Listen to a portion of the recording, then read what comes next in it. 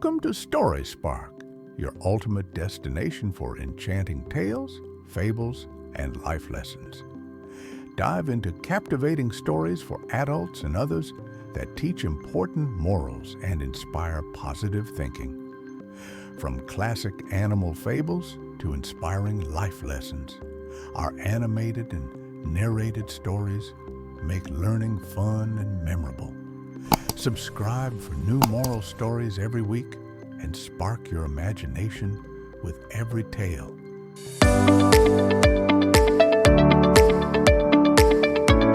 Empty your mind, a powerful motivational story for your life.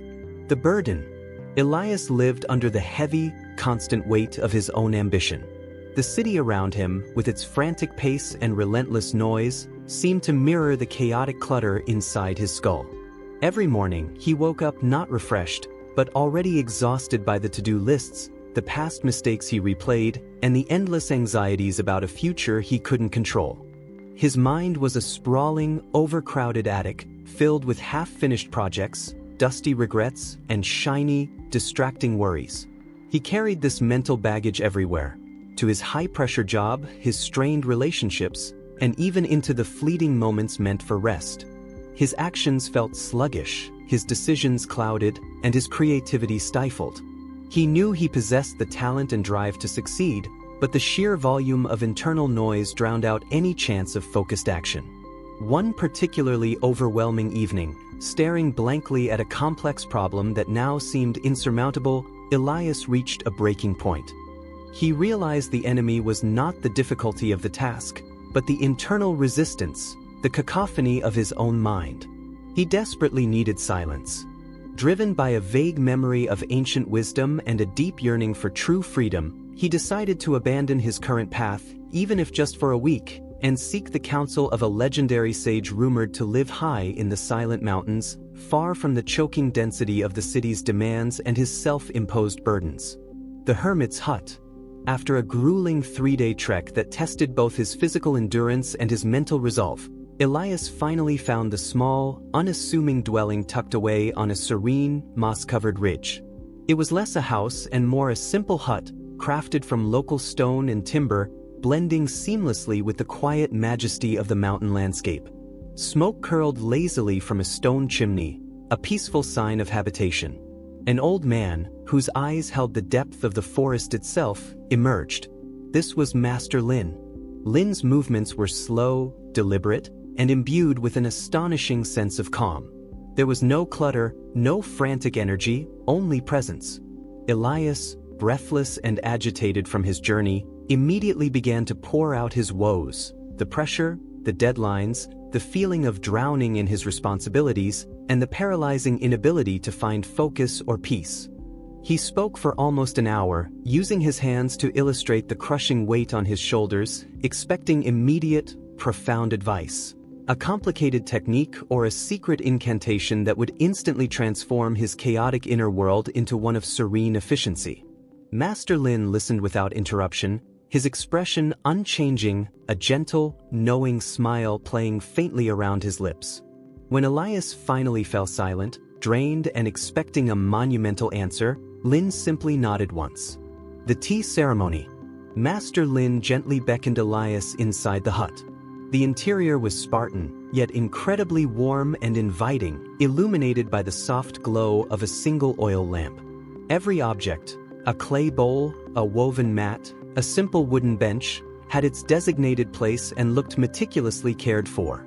Lin motioned for Elias to sit opposite him on the floor, and without speaking, he began the process of brewing tea. It was a ritual of exquisite precision, the heating of the water, the careful placement of the leaves, the slow, meditative pour. Elias watched, impatiently at first, still eager for the real lesson to begin, but the rhythmic sound of the water and the rising steam began to subtly quiet his frantic thoughts. Lin then picked up a small, elegant ceramic cup and placed it before Elias. He then took the copper kettle, raised it, and began to pour the dark, fragrant liquid into the cup. He kept pouring, even as the tea reached the brim. Elias watched, puzzled, as the hot liquid rose higher and began to pool around the base of the cup, spilling onto the wooden floor. Lin paused and looked up, his eyes meeting Elias's startled gaze. The lesson was not in the words, but in the deliberate, overwhelming action he had just witnessed in this tranquil moment of the tea ceremony. The overflow. "Your mind is like this cup, young Elias," Master Lin stated, his voice a low, gravelly rumble that seemed to vibrate with quiet authority. "You come to me seeking new wisdom, new strategies, new peace, but you are completely full." He gestured toward the spilled tea that had soaked into the pristine wooden floorboards. "Before you arrived, you were already overstuffed with old appointments, yesterday's arguments, grudges from years past, and every possible worry about tomorrow. Every fresh idea or piece of good counsel I try to pour in simply overflows and is wasted, because there is no space left to receive it. The tea is perfectly good, but the container cannot hold it." Lin then picked up the cup and held it out, showing the high water mark where the liquid had reached its absolute capacity.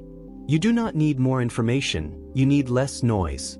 You do not need to learn how to juggle 100 new burdens, you need to set down the old ones. The powerful life you seek is waiting in the space you create, not in the volume you accumulate. Until you empty the cup of all its stale, distracting contents, you will never be able to truly hold what is essential for your growth and transformation. Your first task is not to learn, but to unlearn and release." The cleansing task.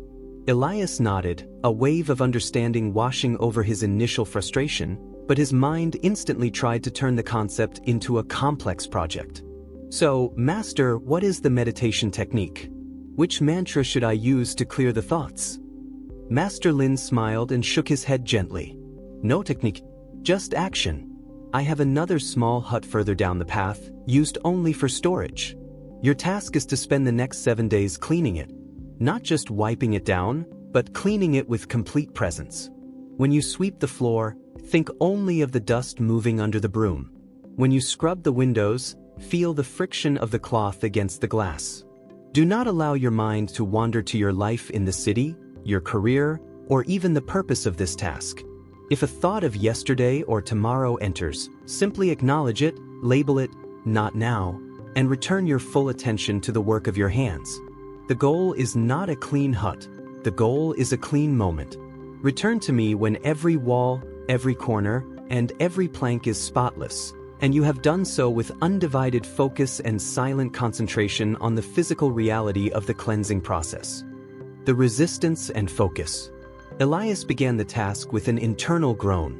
Cleaning was tedious, mundane work, and his highly intellectual mind railed against the simplicity of the instruction. For the first 2 days, he was miserable. His mind was a battleground.